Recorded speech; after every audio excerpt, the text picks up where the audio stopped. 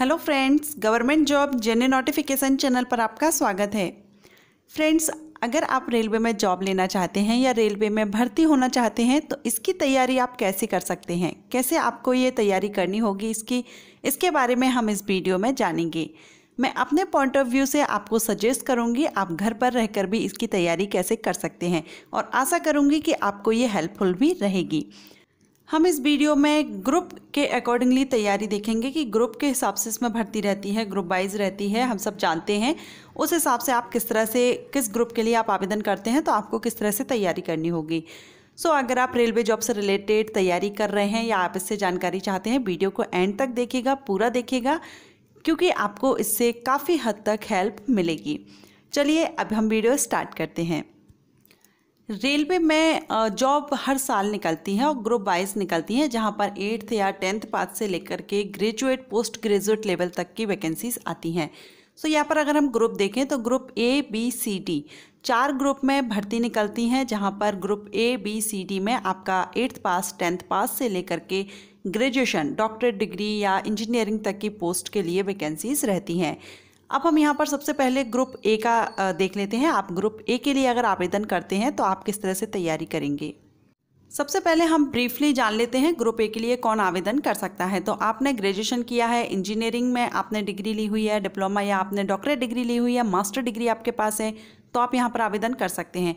Group A का जो exam होता है वो यूपीएससी के द्वारा कंडक्ट कराया जाता है और ये civil service exam, engineering service exam या कंबाइंड मेडिकल सर्विस एग्ज़ाम होते हैं, जो आपकी क्वालिफिकेशन के अकॉर्डिंग आप इसमें आवेदन कर सकते हैं। इसकी तैयारी के लिए आप यूपीएससी का है तो थोड़ा सा आपको टफ रहेगा, ये हार्ड रहता है, इसके लिए आप कोचिंग ले सकते हैं। अगर आप कोचिंग भी नहीं ले सकते हैं, सेल्फ स्टडी करना चाहते हैं, तो आप घर पर रहकर सेल्फ स्टडी कर सकते हैं। सेल्फ स्टडी के लिए सबसे पहले तो आपको अपना टाइम मैनेज करना होगा। टाइम आपको मैनेज करके चलना होगा, क्योंकि ये यूपीएससी के द्वारा एग्ज़ाम होगा, थोड़ा सा आपको टफ रहेगा, इसलिए आपको उसी लेवल से अपनी तैयारी भी करनी होगी। बेस्ट बुक आपको लेनी होगी, अच्छी सी बुक ले लीजिए, या ऑनलाइन भी इसमें आपको हेल्प मिल सकती है। करंट अफेयर्स आपको रखना होगा, इसके लिए आप न्यूज़पेपर या न्यूज़ चैनल्स देखिए करंट अफेयर्स के लिए। साथ ही कुछ जनरल नॉलेज बुक्स आती हैं जीके प्रतियोगिता परीक्षाओं के लिए ही अलग से निकलती हैं, तो आप उससे भी आप घर पर रह करके स्टडी कर सकते हैं। इसके साथ ही आप मॉक टेस्ट रहते हैं, आप मॉक टेस्ट ज्वाइन कर सकते हैं। जो अगर आप कोचिंग नहीं ले रहे हैं तो कोचिंग से, जहाँ भी कोचिंग है आप वहाँ से मॉक टेस्ट के लिए आप उसके साथ ज्वाइन हो सकते हैं। तो जब भी मॉक टेस्ट होता है आप टेस्ट दे सकते हैं, उससे आपको अपना लेवल पता चलता है कि आपकी तैयारी कितनी है। तो आप घर पर रह करके मॉक टेस्ट ज्वाइन कर सकते हैं। अगर आप पूरे साल की फ़ीस जमा नहीं करते हैं तो मॉक टेस्ट का आपको ज़्यादा खर्चा नहीं लगता है, आप वो ले सकते हैं। इसके अलावा आप जो लास्ट ईयर के पेपर रहते हैं, एग्ज़ाम पेपर रहते हैं, उनको सॉल्व कीजिए।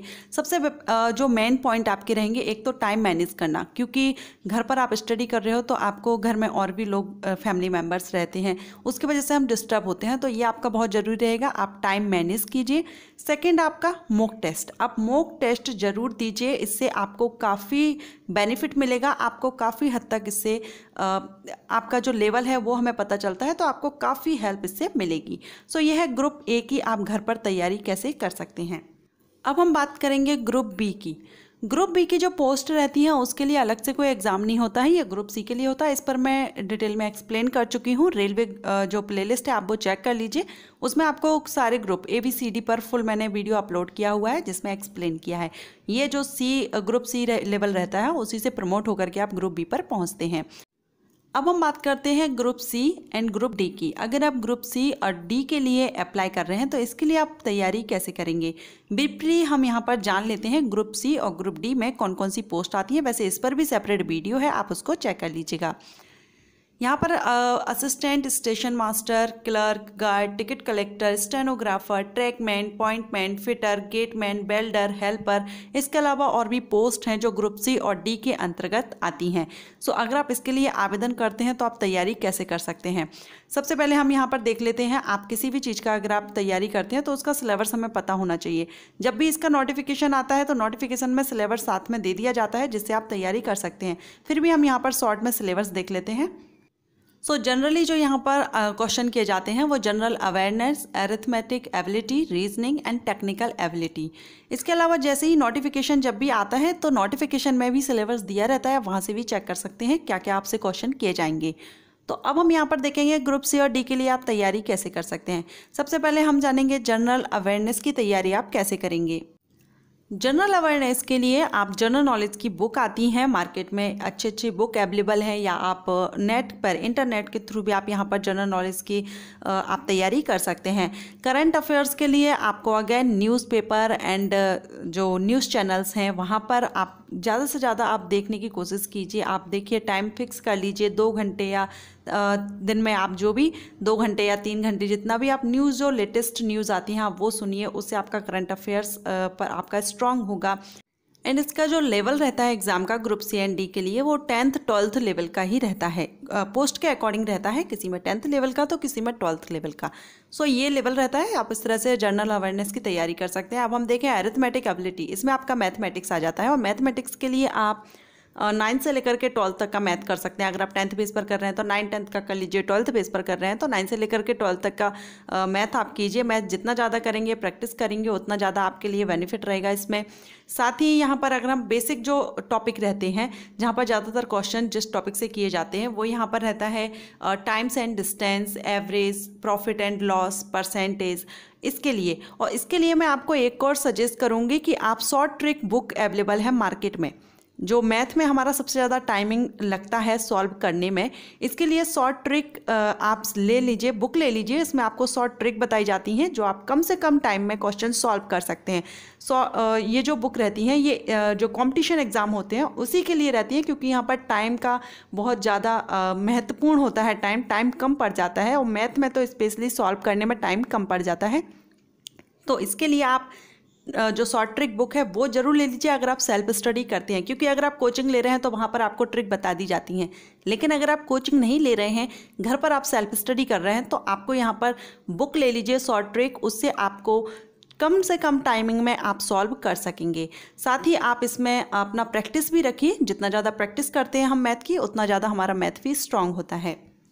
अब हम नेक्स्ट बात करेंगे रीजनिंग की। रीजनिंग भी इसमें एक टॉपिक है, एक सब्जेक्ट है जिस पर आपको क्वेश्चन किए जाते हैं। तो रीजनिंग के लिए इसमें कई तरह की रीजनिंग्स रहती हैं, जैसे कि कोडिंग, डिकोडिंग रीजनिंग रहती है, ब्लड रिलेशन या कैलेंडर बेस्ड रहता है, पैटर्न रहता है, और भी कई टाइप की रीजनिंग रहती हैं। तो रीजनिंग के लिए कोई फॉर्मूला पर्टिकुलर आप एक तरह से नहीं कर सकते हैं, इसमें आपको अपना प्रैक्टिस रखनी होगी। कुछ रीजनिंग पैटर्न है, कुछ चैप्टर हैं जिसमें आपको फॉर्मूला सजेस्ट कर दिया जाता है और उस बेस पर आप निकाल सकते हैं। जैसे कि कैलेंडर जो रीजनिंग रहती है उसमें आपको फॉर्मूला, तो इसके लिए आप बुक ले लीजिए। बुक से ही हमें एक सेल्फ स्टडी करना है, तो हम हर सब्जेक्ट के लिए हमें बुक लेनी होगी, तो आप इसके लिए भी बुक लीजिए और रीजनिंग की प्रैक्टिस करते रहिए। लेकिन इसके लिए आप लास्ट ईयर के एग्ज़ाम हुए हैं, उनके एग्ज़ाम पेपर वो ज़रूर आप देख लीजिए, जिससे आपको आइडिया लगेगा कि किस तरह के जो रीजनिंग क्वेश्चन हैं वो किए जाते हैं। क्योंकि रीजनिंग का जो एरिया है वो मतलब रीजनिंग में आपसे कई तरह के क्वेश्चंस आते हैं, तो किस तरह के क्वेश्चन आप आएंगे, किस पर आपको ज़्यादा प्रैक्टिस करनी होगी, इसके लिए आप लास्ट ईयर के एग्ज़ाम पेपर हैं उनको आप देख लीजिए, एक बार उनको सॉल्व कीजिए, जिससे आपको इसकी पैटर्न का पता चलेगा कि किस तरह के रीजनिंग क्वेश्चन ज़्यादातर हमको तैयारी करनी होगी। या फिर आप इसके लिए भी मॉक टेस्ट ले सकते हैं, जैसे कि ग्रुप ए के लिए बताया था, तो इसके लिए भी तैयारियां चलती हैं। रेलवे की तैयारी कराई जाती है, कोचिंग चलती हैं, तो उसके लिए भी आप मॉक टेस्ट ले सकते हैं, जिससे आपको नॉलेज हो जाएगी कि किस तरह का एग्ज़ाम पैटर्न रहता है, किस तरह से हमको तैयारी करनी है। नेक्स्ट आता है टेक्निकल एबिलिटी। ये आपके सब्जेक्ट पर डिपेंड करता है, आप किस ट्रेड से रिलेटेड हैं, आप किस पोस्ट पर आवेदन कर रहे हैं। जैसे अगर आप क्लर्क पोस्ट पर आवेदन करते हैं या कंप्यूटर का जो वर्क रहता है उस पेज पर आवेदन कर रहे हैं, तो वहाँ पर आपकी टाइपिंग स्पीड देखी जाती है। अगर आप ग्रुप डी के लिए आवेदन कर रहे हैं तो अलग अलग ट्रेड्स रहती हैं, वहाँ पर आपके जिस भी ट्रेड से कर रहे हैं उससे रिलेटेड आपके क्वेश्चन आते हैं। सो इस तरह से आप घर पर रह के तैयारी कर सकते हैं। अब इसमें अगर हम मेन पॉइंट देखें तो सबसे फर्स्ट रहेगा, आप अगर सेल्फ स्टडी करते हैं तो आपका टाइम मैनेजमेंट, आप टाइम मैनेजमेंट जरूर रखिए, क्योंकि घर पे फैमिली मेम्बर्स रहते हैं तो हमारा टाइम डिस्टर्ब होता है, तो वो आपका सबसे ज़रूरी है। सेकंड आपका रहेगा मॉक टेस्ट। अगर आप सेल्फ स्टडी करते हैं, आप मॉक टेस्ट जरूर अटेंड कीजिए, उससे आपको काफ़ी बेनिफिट मिलेगा। आपको एग्जाम पैटर्न पता चलता है, हमें हमारा लेवल पता चलता है, हमारी प्रिपरेशन कितनी चल रही है। थर्ड आपका रहेगा शॉर्ट ट्रिक बुक। मैथ के लिए शॉर्ट ट्रिक बुक मार्केट में अवेलेबल है, आप वो भी ज़रूर ले लीजिए, उससे आपका टाइम सेफ रहता है, टाइम बचता है, आप कम टाइमिंग में मैथ सॉल्व कर सकते हैं, क्योंकि मैथ में काफ़ी प्रॉब्लम्स आती हैं, सॉल्व करने में टाइम वेस्ट होता है। सो फ्रेंड्स, ये थी जानकारी आप किस तरह से घर पर रह करके तैयारी कर सकते हैं रेलवे की। अगर आपको हेल्पफुल रही हो तो लाइक, सब्सक्राइब और शेयर कर लीजिएगा। Thank you.